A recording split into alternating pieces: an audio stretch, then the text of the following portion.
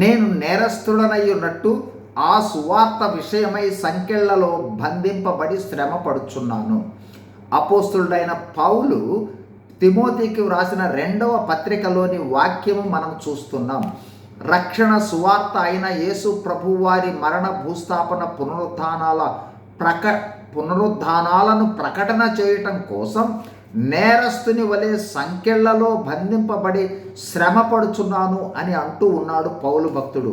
సువార్త ప్రకటన కోసం పౌలు భక్తుడు పొందిన శ్రమలు అనేకములు. వాటిలో కొన్ని అనేక దెబ్బలు తిన్నాడు, రాళ్లతో కొట్టబడ్డాడు, ఓడ బద్దలై శ్రమపడ్డాడు, జైలు శిక్ష అనుభవించాడు, మరణపు బెదిరింపులను ఎదుర్కొన్నాడు. అంతేకాదు తరచూ యూదుల మరియు అన్యుల వ్యతిరేకతల వల్ల అనేక కష్టాలు అనుభవించాడు.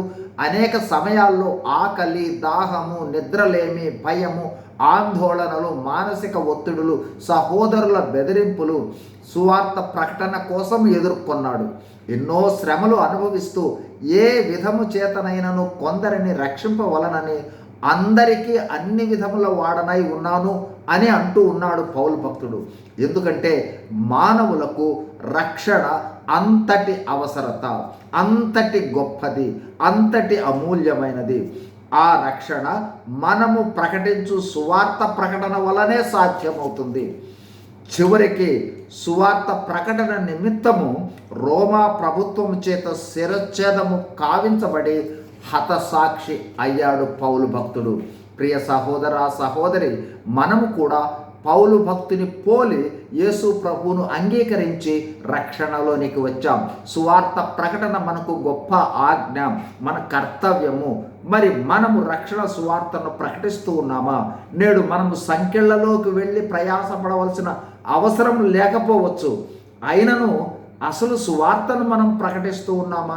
కొందరినైనను అగ్నిలో నుండి లాగినట్లు సువార్త ప్రకటించి రక్షణలోనికి నడిపించుటకు ప్రయాసపడుతూ ఉన్నామా? కనీసము మన కుటుంబంలోని వారికి, రక్త సంబంధులకు, మన సహ ఉద్యోగస్తులకు, మన స్నేహితులకు, గ్రామస్తులకు, పట్టణస్థులకు సువార్తను ప్రకటిస్తూ ఉన్నామా? ఎంతోమంది వ్యయ ప్రయాసల కోర్చి సువార్త ప్రకటన చేయటం వల్ల మనము రక్షణలోనికి వచ్చాం. మరి మనము కొంతమందినైనా సరే రక్షించేందుకు సువార్తను ప్రకటించాలి కదా. సువార్తను ప్రకటిద్దాం, అనేకులను రక్షణలోనికి నడిపిద్దాం. God is in you, God is with you. God bless you. Thank you.